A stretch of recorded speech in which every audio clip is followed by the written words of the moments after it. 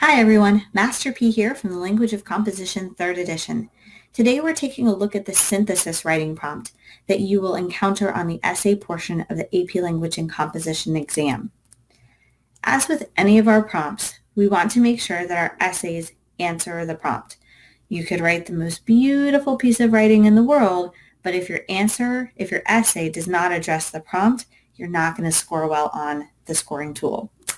So, one of the things that we can do to make sure or to help ensure that we answer the prompt is to become familiar with the format of these prompts. So we don't have to worry about figuring out what the test makers are trying to get us to do. We already have a sense of what they want us to do before we go into the exam.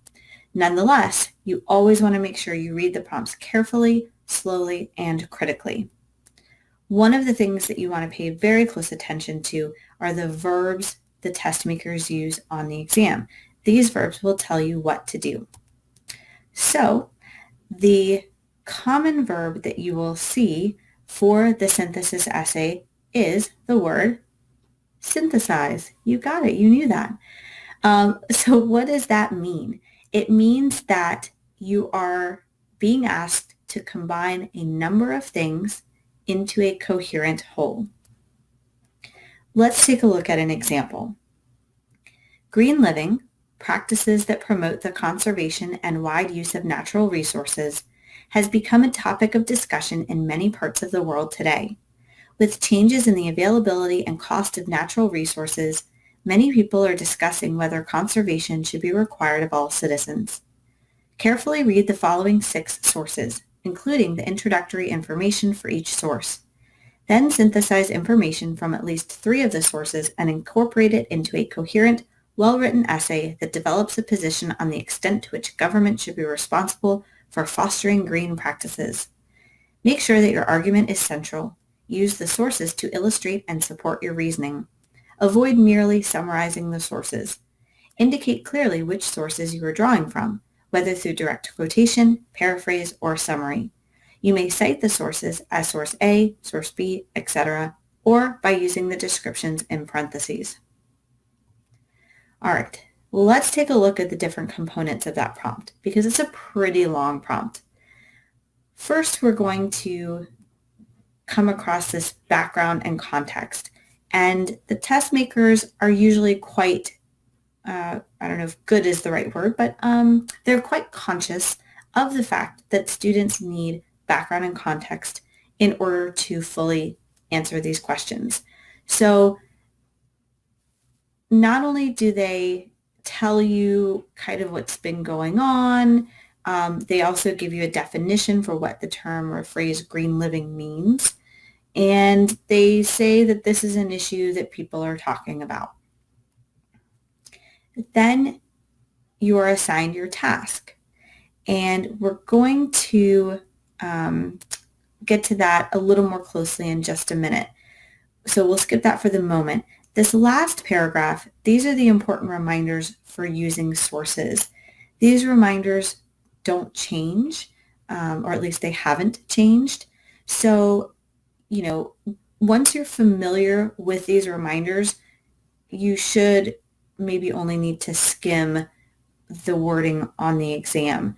The main idea here is that on this particular prompt, the test makers want your writing, your argument to be the most important thing. And keep in mind that the synthesis writing prompt was added in an attempt to mimic the type of research and the type of writing that was going on at the college level, where a student was presented with a problem or a question, and they had to go out and research and find information that would support their own position. And that's what this that's what this prompt is really trying to get after. It's still supposed to be about your argument and your ideas, but you are using these sources to help support your points. All right, so let's look at your task. You are being asked to synthesize, which means combining a number of things into a coherent whole, information from at least 3 of the sources. That's a really, really important point. On the rubric, if you do not use three sources. If you only refer to one or two sources or none, you cannot score above a certain point value. If you use less than three sources, you cannot score any higher than a 4 on this particular essay. So it is very important to make sure that you use at least 3 of the sources. Then again, your position is the most important thing. So you're developing your position and you are combining and using those sources and putting all of that together as one essay. So a couple of questions for consideration. What does it mean to foster green practices? So looking at the wording in the prompt, it's asking you to develop a position on the extent to which government should be responsible for fostering green practices. So before you start writing, make sure you understand what it means to foster something. What specific actions can governments take to foster green practices? Think through before you start writing, what are some options that governments even have? Another strategy you might want to employ is to rewrite the task as a question. This is a strategy you could practice throughout the year, and it's just another way of framing the prompt to help you get at what they're asking you to do. So a question the way you might write the question could be, is the government responsible for fostering green practices? If so, to what extent? If not, why not? Right? Because the the task specifically says to develop a position on the extent to which. So that doesn't mean it's all or nothing. There can be something, your answer can tease apart the nuance of this issue and get at how far should the government go or not. Your mindset when you're reading these sources, really what you need to think about is, what can others' views on this topic teach me, right? How can other people's views enlighten or illuminate my own thinking? So one of the phrases that the College Board has used on this exam or on this prompt is that you're entering a conversation, right? You may have your own opinion, but you're trying to learn from others and trying to incorporate what other people have to say into your own thinking, whether you possibly reject their idea for a reason or say, hey, you know what, that actually is a good point. This is another way to look at it. So that's your mindset when you're reading these sources. So go ahead and take a moment, read over this prompt, and see if you can identify those elements.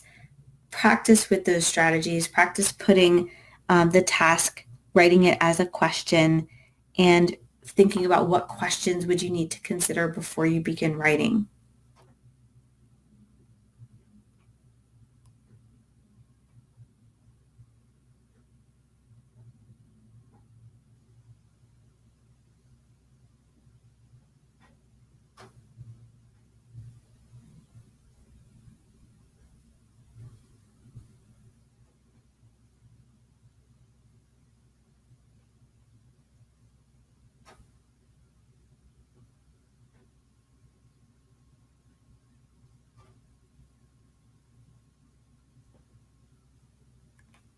Okay, so let's take a look. You've been asked to read the sources, including the introductory material for each source. And that is important information to look over. Quite often, you need to evaluate the source based on that introductory material. Then, of course, you're going to synthesize your information and incorporate it into a coherent, well-developed essay that evaluates whether college is worth the cost. Please pay attention to the verbs. Notice how they're asking you to evaluate. That means to make a judgment. That means to examine the factors involved, which then lead you to a particular judgment on whether college is worth the cost. Again, here at the end, we have our directions for using the sources with which we're familiar. All right, let's take a look at one more example. So practice with this, pause the video so you have time to do that. Again, go back, try those different strategies, and keep working on becoming more familiar with these prompts throughout the year so that you feel confident on the day of the exam. As always, we wish you the best, and we say fare thee well, young scholars.